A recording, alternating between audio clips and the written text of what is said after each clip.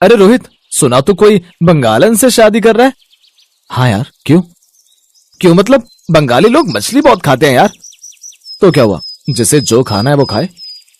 ज्यादातर लोग रोहित के साथ अनुपमा की शादी के खिलाफ थे, लेकिन रोहित की माँ खुद बंगालन थी, इसीलिए वो बड़ी खुश थी। अरे वाह बेटा, ये बहुत अच्छा काम किया है तूने। अब उसके साथ मन भरकर मछली तो खा सकूंगी मैं। हाँ माँ, यहाँ मेरी शादी होने वाली है और आपको सिर्फ खाने की पड़ी है। खाना ही सब कुछ होता है बेटा। तूने कभी फिश फ्राई खाया है? नहीं, वो कैसे बनती है? आपने तो कभी बनाया नहीं। मुझे नहीं आता है बेटा। बंगाल में रहते हुए बहुत खाती थी, कितने दिन हो गए खाए हुए। सुजाता को बंगाल की फिश फ्राई की बड़ी याद आ रही थी। उसका बेटा रोहित पढ़ने के लिए बंगाल गया हुआ था और तब से अनुपमा के साथ उसका चक्कर चल रहा था।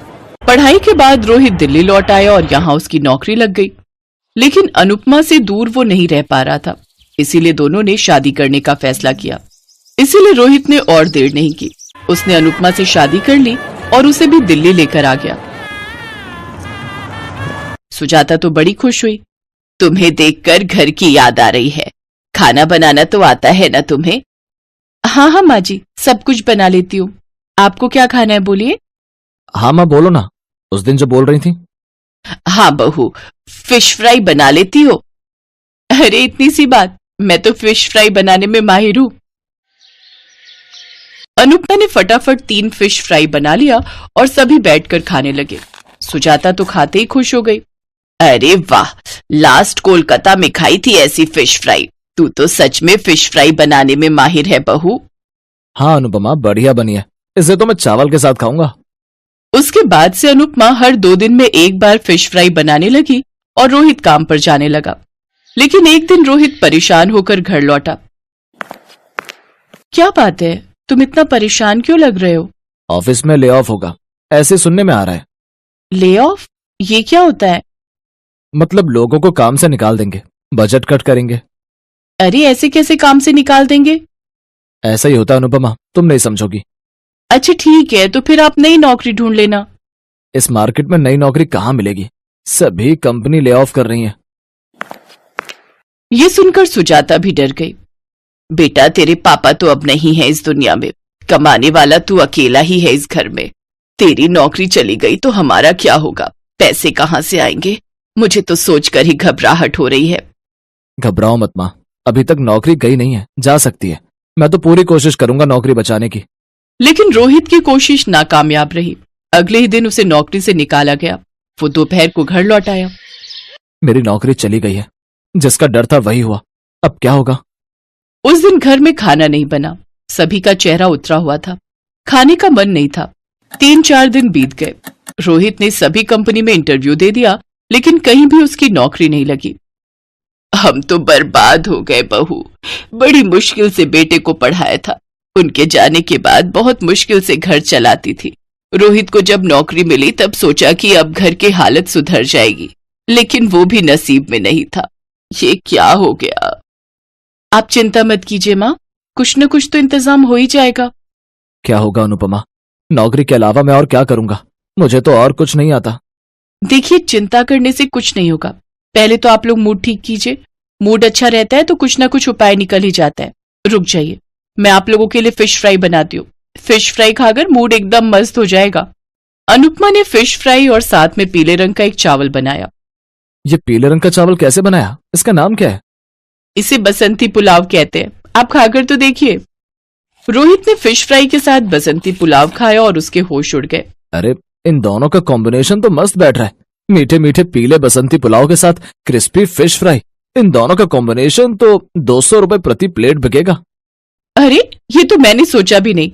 मैं ऑफिस के बाहर ये बेच सकती हूँ। मतलब मैं फिश फ्राई चावल बेच सकती हूँ। ऑफिस के बाहर लोग खाने के लिए आते हैं ना। अरे खूब बात है, एक आदमी राजमा चावल बेचता है, उसकी कमाई तो हमारी सैलरी से ज्यादा है। अरे हाँ, तुम भी तो ये बेचकर बहुत पैसे कमा सकती हो अनुपमा। रोहित की जितनी भी सेविंग्स थी उसने वो सब ठेला खरीदने में लगा दिया। अगले दिन अनुपमा ने ऑफिस के बाहर ठेला लगा दिया। आइए आइए, फिश फ्राई चावल खाइए। ऑफिस में जो काम करते थे वो खाना खाने के लिए बाहर निकलते थे। वो लोग ठेले पर आने लगे। फिश फ्राई चावल, ये कुछ नया लग रहा है, एक प्लेट दीजिए। अरे यार, ये तो मस्त है। वही राजमा चावल छोले चावल खा खाकर पक गई थी। कुछ ही दिन में ठेले पर भीड़ जमने लगी। आसपास बहुत सारे ऑफिस थे।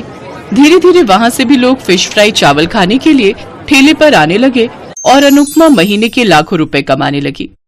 तुम तो मेरी सैलरी से बहुत ज्यादा कमा रही हो अनुपमा, अब से मैं भी तुम्हें मदद करने के लिए आऊंगा। रोहित ने नौकरी की कोशिश छोड़ दी और वो भी फिश फ्राई चावल बेचने लग गया। धीरे धीरे उनकी कमाई और ज्यादा होने लगी। अब उन्होंने उसी जगह पर जमीन लेकर एक ढाबा खोल दिया, जिसका नाम उन्होंने गरीब का फिश फ्राई चावल ढाबा रखा। उस ढाबे पर अब ऑफिस कर्मचारियों के साथ साथ और भी लोग गाड़ियां रोककर खाना खाने आने लगे और वो सब खुशी खुशी रहने लगे।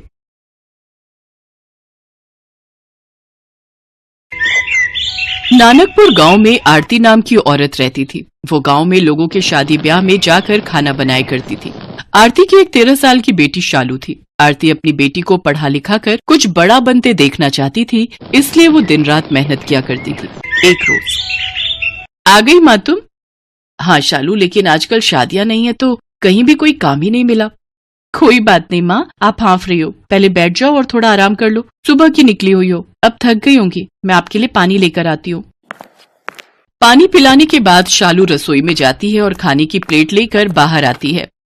भूल जाओगे सारे गम जब खाओगे शालू के हाथों के अंडा चावल। खाना देख आरती गुस्से में आ जाती है। क्या चाहती है तू शालू? इस घर में एक और नौकर? मैं पैसे जोड़ती हूँ कि तुझे ग्रेजुएट बना सकूं, लेकिन एक तू है कि जिसके हाथों से करछी बेलन छूटने का नाम ही नहीं ले रहा। क्या हुआ माँ? तुझसे कितनी बार कहा है कि तू बस अपनी पढ़ाई पर ध्यान दे, घर के ये सब काम रहने दिया कर। सॉरी माँ, मुझे लगा आप थकी होंगी तो आज मैं ही खाना बनाकर रख दूं। मेरी बच्ची अपनी माँ का कितना ख्याल रखती है। चल अब जल्दी से खाना खा लेते हैं। अगली सुबह आरती शालू से कहती है, अरे शालू, आज तुम्हारे स्कूल की छुट्टी है ना, तो तुम घर पर ही रहना और घर का ख्याल रखना। ठीक है माँ, लेकिन तुम कहाँ जा रही हो? आज फिर काम ढूंढने जाती हूँ, शायद कहीं खाना बनाने का कोई काम मिल जाए। ये कहकर आरती काम की तलाश में निकल जाती है। ये सब क्या हो रहा है और क्यों? अब बस बहुत हुआ। जरूरी नहीं कि पढ़ लिख कर ही बड़ा आदमी बना जाए। अब मैं अपना खाना बनाने के शौक को ही अपना काम बनाऊंगी और खूब नाम कमाऊंगी। मेरी मजबूरी ही अब मुझे मुकम्मल करेगी।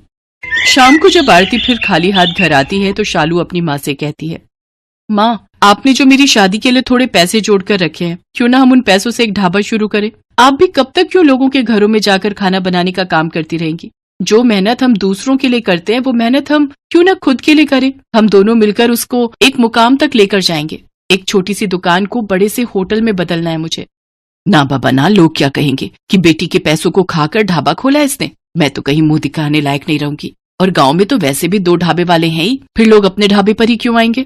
माँ, तू समाज और लोगों के बारे में कितना सोचती है। लोग हमें खाने को नहीं दे रहे हैं, और रही उन 2 ढाबों की बात, तो उनको दाल चावल के अलावा बनाना ही क्या आता है? हम अपने हाथों के हुनर से इतना लाजवाब और स्वादिष्ट खाना बनाएंगे कि सबका मन जीत लेंगे, और फिर तुम देखना सब ग्राहक अपने ही ढाबे पर आएंगे खाने।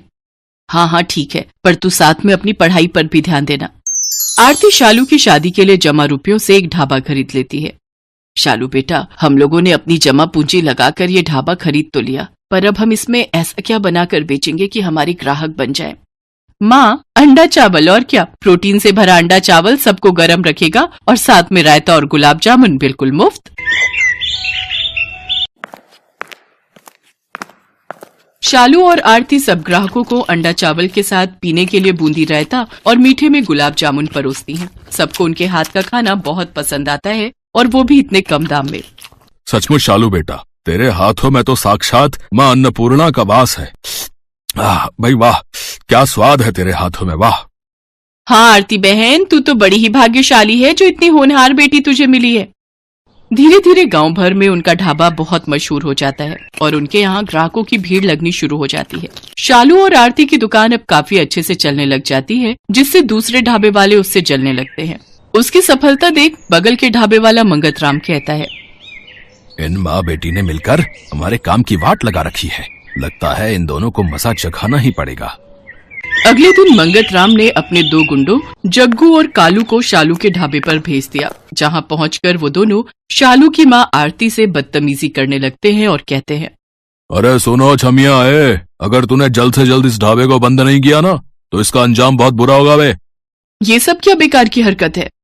मालिक का कहना है कि ये ढाबा तुम जल्द बंद कर दो, समझे? नहीं तो आगे का अंजाम तो तुम दोनों जानते ही हो।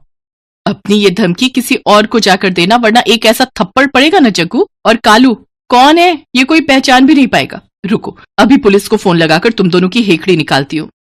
चल चल कालू, ये लड़की नहीं सचमुच में आफत की पुड़िया है। क्यों तू इन गुंडों से उलझती है? अगर इन्हें इनकी सही जगह ना दिखाओ ना माँ, तो ये सिर पर चढ़ जाते हैं। जग्गू और कालू ये सारी बात जाकर मंगत राम को बताते हैं, पर मंगत राम आखिर कहाँ शांत बैठने वाला था। उसे एक चाल सूझती है और वो कुछ अंडे के आकार के पत्थर लेता है और उन्हें सफेद रंग से पेंट कर देता है और फिर आधी रात को जाकर शालू के ढाबे में अंडों की जगह उन्हें रख देता है। अगले दिन जब आरती और शालू अंडा चावल बनाने की तैयारी कर रही होती हैं, तभी शालू की नजर उन अंडों पर जाती है। ये कैसे अंडे हैं जो इतने भारी हैं? अरे इसमें से तो रंग निकल रहा है। ये क्या? ये तो पत्थर है मम्मी। ये जरूर उस मंगत का काम होगा। वो तो अच्छा है कि तू बिना जांचे परखे कोई काम नहीं करती, वरना जाने क्या होता आज। अब तो हद ही हो गई मम्मी। अब आज रात को अपने इस ढाबे की रखवाली मैं खुद करूंगी और उस मंगत राम का ढाबा तो मैं बंद करवाऊंगी। उधर मंगत राम कब से किसी हलचल के इंतजार में बैठा था। ये अभी तक उनके ढाबे में कोई हंगामा क्यों नहीं हुआ? लगता है अंडे ठीक से अभी उबले नहीं। तभी मंगत राम शालू के ढाबे पर जाकर देखता है कि सभी लोग आराम से खाना खा रहे होते हैं। वो छुपते छुपाते एक ग्राहक से पूछता है, तुम्हें यहाँ का खाना कैसा लगा? क्या कुछ अजीब नहीं है क्या? अरे नहीं भाई, ये खाना तो बल्कि बहुत स्वादिष्ट है। आहा, अब ऐसा कैसे हो सकता है? लगता है तरकीब फेल हो गई। कोई नहीं, आज कोई नई तरकीब आजमाऊंगा। शाम को मंगत राम सफेद कंकड़ लेकर शालू के ढाबे में जाता है। आज तो ये सफेद कंकड़ चावल में मिला दूंगा, फिर देखता हूँ कैसे चलता है इन माँ बेटी का ढाबा। वहीं शालू और आरती छुपकर ये सब देख रही होती हैं। वो जैसे ही चावल में कंकड़ मिलाने लगता है तो शालू और आरती उसे रंगे हाथ पकड़ लेती है। साथ ही शालू इस सारी हरकत को अपने फोन में रिकॉर्ड कर लेती है और पुलिस को फोन कर उसे वहां बुला लेती है। मंगत चाचा, अगर कंपटीशन करना ही है तो सामने आकर करो। अगर इस तरह के काम करोगे तो फिर तो जेल की हवा खानी ही पड़ेगी। इसके बाद शालू और आरती अगले दिन से फिर से अपने काम धंधों में लग जाते हैं। कुछ दिनों बाद उनके गांव में एक फूड कंपटीशन होता है, जिसमें जीतने वाले को 5 लाख इनाम देने की घोषणा होती है। शालू भी उस प्रतियोगिता में हिस्सा लेती है और वो अपने अंडा चावल की रेसिपी वहां पर बनाती है। इतने बड़े कंपटीशन को जीतने के लिए आपने इतनी साधारण सी डिश को क्यों चुना? आपको एक बार भी नहीं लगा कि आप रिजेक्ट हो सकती हैं? नहीं साहब, ये अंडा चावल ही मेरा घर चलाता है और इसकी वजह से ही मेरा ढाबा गांव भर में फेमस है, इसलिए मैंने यही बनाना उचित समझा। जजेस जब वो अंडा चावल टेस्ट करते हैं तो उन्हें खाकर हैरान रह जाते हैं। उन्होंने जिसे बहुत साधारण डिश समझा था वो बहुत ही लाजवाब होती है। वाह, इतना यमी अंडा चावल मैंने आज तक नहीं खाया। क्या आप अंडा चावल की ये रेसिपी मेरे साथ शेयर करेंगे? मैं इसे अपने होटल में अप्लाई करना चाहता हूँ। एंड यू डोंट वरी, इनाम के साथ साथ इस रेसिपी को शेयर करने के लिए मैं आपको अलग से पेमेंट करूंगा। जी जरूर सर, ये तो मेरे लिए खुशी की बात होगी जो इतने बड़े होटल में मेरी रेसिपी के अंडा चावल बनेंगे। शालू ये कंपटीशन जीत जाती है और अब उसका ढाबा और भी अच्छा चलने लगता है। आरती और शालू के दिन बदल जाते हैं और अब वो उसी गांव में खुद का बड़ा सा होटल खोल लेती है और उसमें अपना अंडा चावल की डिश को उस होटल की स्पेशलिटी के तौर पर रखती है। धीरे धीरे शहरों से टूरिस्ट आकर उसके होटल में ठहरने लगते हैं और उसके यहाँ का फेमस अंडा चावल खाते हैं। साथ ही वो अपने होटल के खाने के रेट भी बड़े ही साधारण रखती है, जिससे कि टूरिस्टों के साथ साथ गांव वाले भी उसके अंडे चावल का स्वाद चख सके। इस तरह शालू और आरती अपने होटल को बड़े ही अच्छे ढंग से चलाती हैं। साथ ही शालू अपनी पढ़ाई पर भी पूरा ध्यान देकर क्लास में अच्छे नंबरों से पास होती है।